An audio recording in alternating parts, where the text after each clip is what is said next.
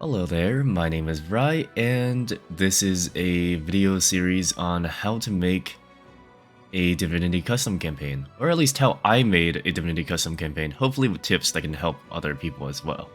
Anyway, this is the first video. This is gonna show you, so you've gotten to Divinity Original Sin front page, maybe you've played the story, you're intimately familiar, that's cool. We're gonna go down to this tab, it says Game Master, we're gonna click Game Master. Actually, we're gonna click Game Master, there we go. And I could load up a campaign. Actually, if I click load here, you'll see a few, yeah, so these are previous saves that I've made. I think it's play campaign that lets you, yeah, you can set it up with, yeah. But we're not gonna do that, we're gonna click prepare campaign. So I will note, there's these campaigns right here, right? I didn't make this one. I did not make the Dark Eye or the Hunger Journey. I did make the rest. But the game itself gives you 3 to start. So it gives you this one, which I really couldn't tell you because I cannot read German that well. I believe this is German. I could be wrong as well. But it also gives you this one, and it gives you the Hunger Journey. I'm pretty sure it gives you this one, unless I somehow downloaded it or something. Anyhow, these are ones that I've made. You can sort of see that it's a lot more nondescript in a way. But I do have like some lore in mind as well. This one was the campaign that I did with 3 friends. And this one I ran and it went on for around a year. So you can definitely go and make your campaign as long as you want, as short as you want. I believe this one is, yeah, it's a pretty intro one, really fast, shouldn't take more than a few hours. But we're gonna click on create new campaign. For the sake of this campaign, we're gonna call it something like, I don't know. Well, we'll give it an actual name. I'll try to be interesting.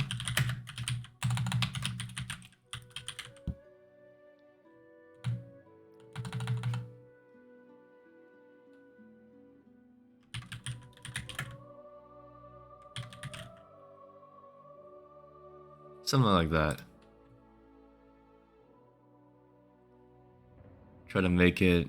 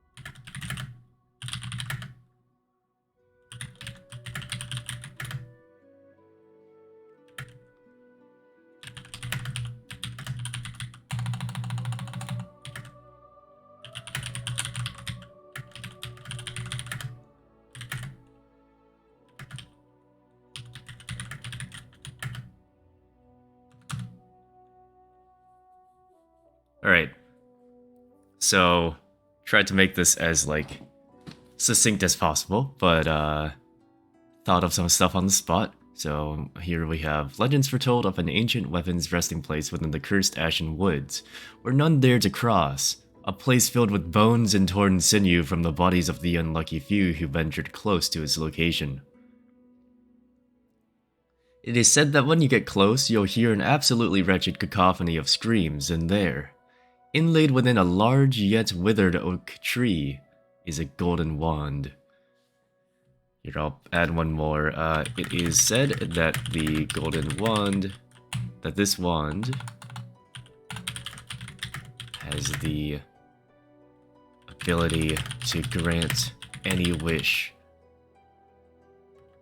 of whom wields.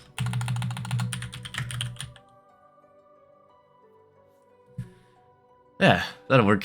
We're not gonna touch add-ons really. There's also no add-ons to add really. But anyway, we're gonna go for this. That was just exposition really. You don't have to do anything there. You can just leave it blank. You should be able to edit it later anyway. But I like to add some story elements just so it's, you know, it's interesting.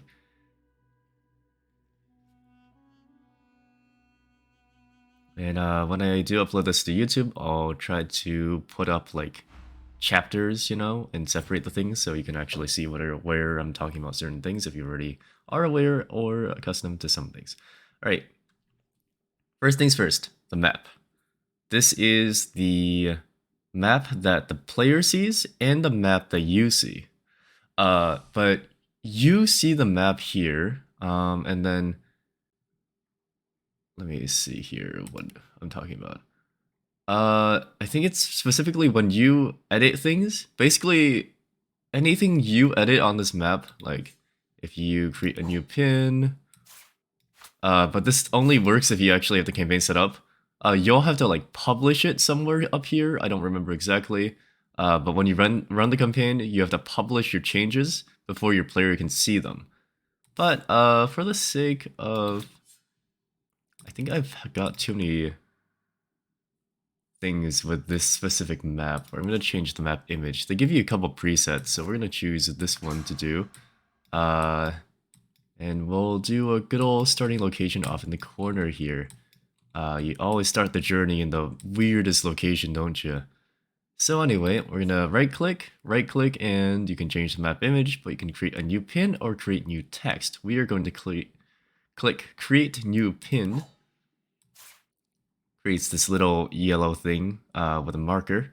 I am gonna zoom out a little bit more, place it in the middle, click on here. We're gonna name this place.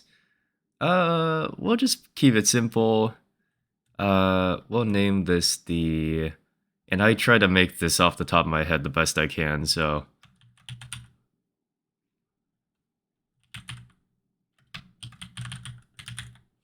We'll do Roygar Garrison. Yep, that doesn't roll off the tongue at all, really. Anyway, this is a garrison. This is where your people will start the journey. You'll notice here there's this like party icon. You can go and drag that over. The party icon basically, as the party does stuff, like for example, let me create a new pin here. We'll name it encounter 1. We're gonna right click on this now, and well, so if the players were there, you can click travel here, and then this thing will move slowly across until it reaches here. It's very cool, very like thematic in a way. Quite like that feature. Anyway, doesn't matter here because we are preparing things, and if you zoom out, there's a lot of space to like create many more pins. Something interesting to note is that if, say, you have a pin here, you name this, I don't know, House of Mastery, I don't know, and then you toggle visibility, right? So now you see that it's grayed out. That means even when you publish your changes, the player cannot see the House of Mastery. The only thing the player will see on the map is Roygar Garrison and Encounter 1. And so most cases for me, I'll also untoggle encounter 1 and make it so when people say like, oh, I'm gonna go from here to, I don't know, this starting forest area. I'm like, all right, you can get started, and then when they're around this area, I'll right click on the map, toggle it right away, and be like, all right, we're going into an encounter. You don't have to do it that way, you can just have them on the map, but on the map arguably makes it so people might sort of steer clear certain paths, but it depends on how your players want to play. My players did a bit of murder hoboing, as they say, and sort of, yeah. Anyway, that's the map. I'm not going to go into like town creation or anything here, just know that I'll talk about that later. That's the map, give or take. We have scenes here. You can create a new scene. New scene, you can just say, like, I don't know. I'm just going to do that.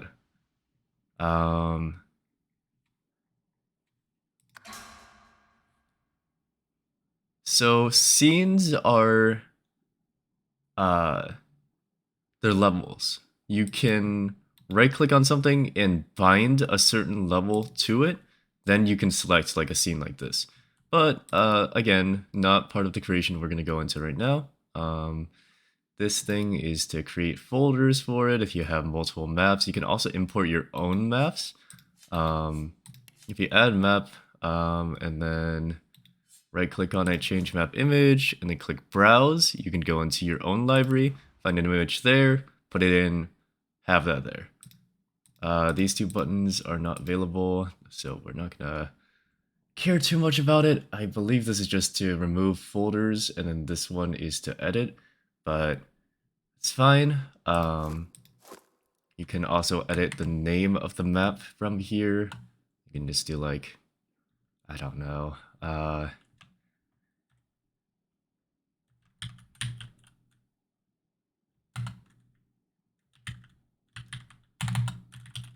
Wolding. Sure. Not great with names. So I try my best. Anyway, there's not a lot to talk about here specifically. You can see that you can have access to the item generator. Item generator will come up in the creating a town video that I'll probably put out in the next few videos here, as well as the mood panel, which is to manipulate environment. I can put up different like sky variations, music, ambiance, sounds. For sounds, it's like you can. Well, let's not do deaths and stuff, but if you hear the sound effects going off, you can add that sort of atmospheric thing, or maybe someone opens a gate in a certain dungeon and you click it at the right timing. It provides a little bit more of immersion, that sort of thing. Here down below you have peace mode.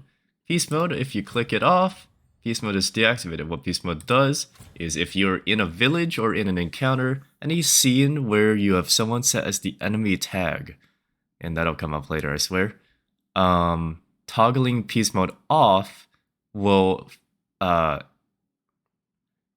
start combat if they are within range. So this sort of needs a rough estimate of how Divinity actually works. Basically, if you're like within sensing distance of the enemy, they'll just attack you, and it'll start the turn-based combat.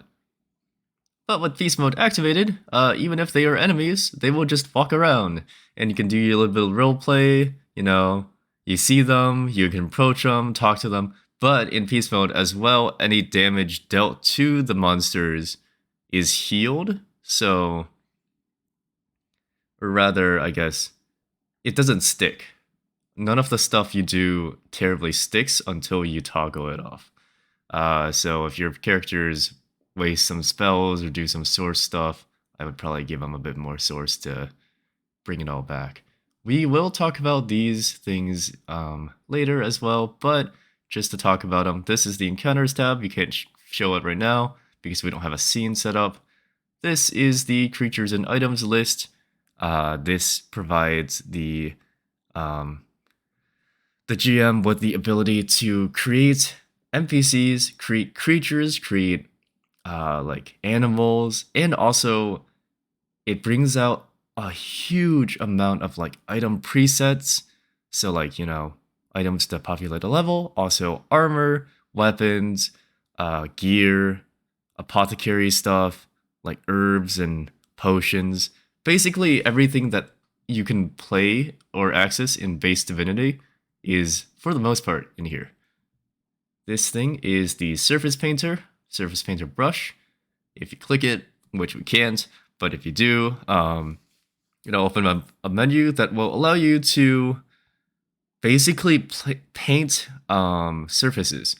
And so it's got a variety of options. I'll probably show it off in another thing, so it's quite redundant to say, but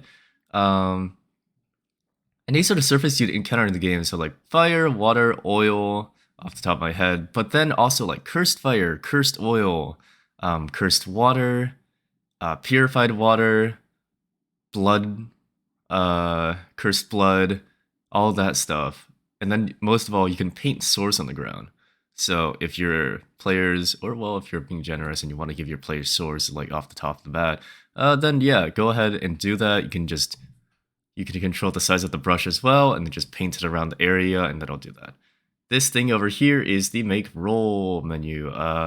As in traditional D&D and other tabletop RPG sim type of things, you have a dice generator. In my campaign, for the most part, I just said, hey, if you're gonna do something, just tell me you're gonna do it. I'll give you like a number. If you roll higher, or really, I'll just say make a roll. Make a roll, and then I'll be like, is that high? Is that good enough? Yeah, sure. I wasn't terribly doing it purely based on stats like D&D, but you can. When you have the roll dice thing, it does tell you to do like, do you want a D20, less than that, higher? I don't know exactly what the names of the dice are, but you can choose the dice you want to roll. And you can also roll for your enemies. This here is the set starting point the set start point for players icon. I apologize, cannot speak ever. But very simple. You click this in a scene, a little like magic circle-ish thing appears. It should be yellow or green depending on where your cursor is. You just hover it over the place that you want your players to start. If it's green, that means it'll be allowed. You click it again, place that down. Don't move that. That is where the players will spawn within the scene when they enter it. Last but not least, this is the give reward like panel. And when you click this, it'll pop up in campaigns. If there's 2 to 4 players, you'll see all the player icons, all their profiles, or even 1 to 4, I think, really. But you can give them money, you can give them EXP. And so that's usually how I would go about just giving people like flat EXP bonuses to level them up or something like that. You can obviously just like curate it so your enemies and like optional side quests just give X amount of XP, and then do it that way as well. But if you want to reward them, I would just click on this, alright, everyone goes up 1 level, and do that. Alright, last few things to note on the map screen here is that if we scroll back in, we have add sticky. We can add sticky notes. Sticky notes go here. You can collapse, uncollapse it. This is where there is lore here or something, right? You can't see that, players can't see that. You click it, it says there is lore here. You, as the GM here, has the ability to just put down your lore. Put down your lore that you're gonna forget because you're working on this, but you're not gonna like remember every single minute detail, unless you do. But put down your talking points. What makes this area unique? What are the quest lines that are inside this area? Maybe you have multiple points of interest. Maybe you have 2 pins here. This is, I don't know, high tower. A high tower. And so you have like multiple places to go. Well, put down the sticky, note the locations, put down, where everything is. It's just for you. And then we have the vignette window. So we're going to go on to the vignette window here. Bit of a different layout, so I will try my best to explain. Over here on the left hand side, you see this image. If you right click on it, you can click change image. You only have these to start, unfortunately. You will have to make your own if that is something you're interested in doing. However, if you're going to make your own, then you're probably going to have a lot. Now, the traditional start, I feel, to many campaigns is this scene, which is still relevant. The usual basics tavern start, get a table, make your way over, introduce yourselves, that sort of thing. But you have a lot of things to choose from in the base bit. Say, oh look, you found treasure. Here you go, you found treasure. Or oh look, a quest. You could also do just fairly generic looking landscape, but when you go back to the map, oh nope, there we go. When you go back to the map, say you have a scene, and you create the scene, and it's like this cave setup, then you can tie it in. You can interchange from map to vignette at basically any given moment. You can also change the canvas, change canvas color here, and change the border. I don't really do anything with these mostly. I usually forget that these exist, but if you want to have something look a certain way, you can definitely do that. Alright. This is the part where you write your stuff. I'm not gonna try to write something here. Actually, I can. Hold on. Let's do a change image. We'll do the first scene of everyone getting into tavern. And let me just write something down for a bit. Let's see.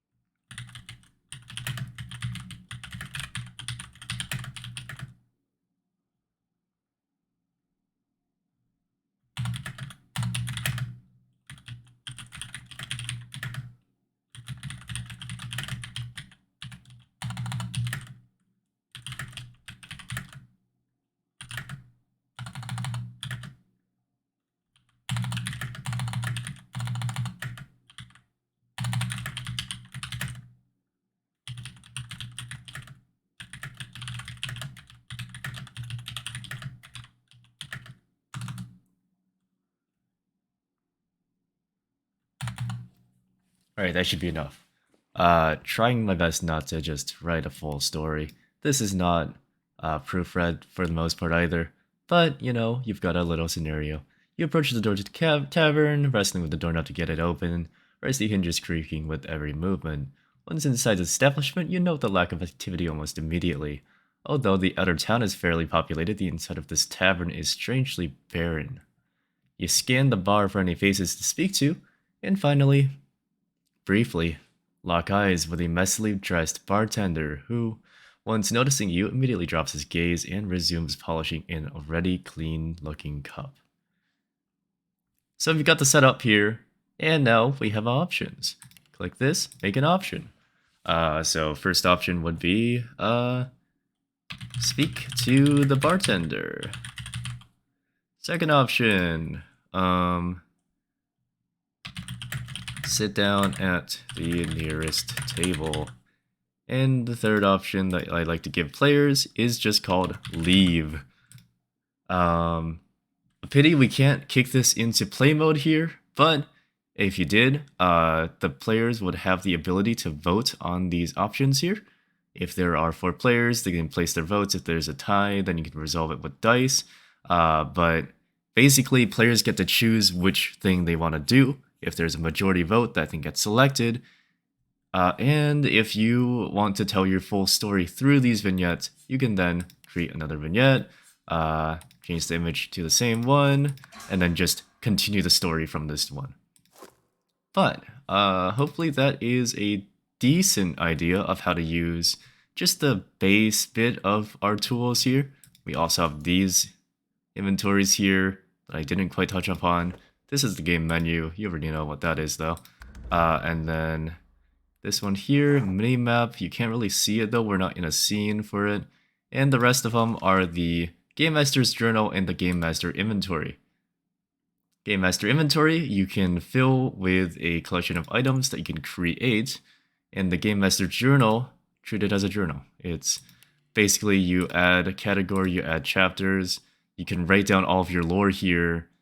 So if you want to consult that without going to an external monitor or something like that, feel free to use this.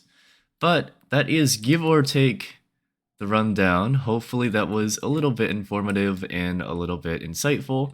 I will be making more videos on this just to explain the rest of it.